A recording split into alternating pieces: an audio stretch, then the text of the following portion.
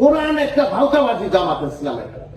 ম্যাডামের সাথে সম্পর্ক ছিল, আমাদেরকে কোন অঙ্গ সংগঠন করতে দেয় নাই, কোন সহায়ক দিছে এই জামাত ইসলামের ভয়কে আমাদের দল থেকে কোন সহায়ক দিছে, র্যাব দিয়ে শেষ করে দিছে।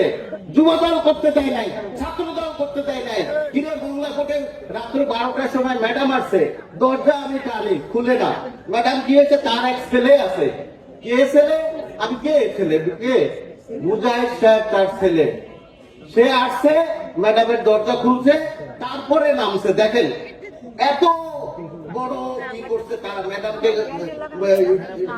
সম্মান দিছে, তারা এইভাবে তারা দখল করে নিছে। স্টেজে যাবেন ওই সময়, ম্যাডামের ওই সময় ভোরবেলা ফজরে নেওয়ার সময় যে দেখবেন যে তারা দখল করে স্টেজ সামনের কাতারে সব দখল করে আছে। বিএনপিদের কোনো পাত্তা ছিল না। আর তারা এখন কয় মহিলাদের নেতৃত্ব কি না যায়, না যায়। হাসিনা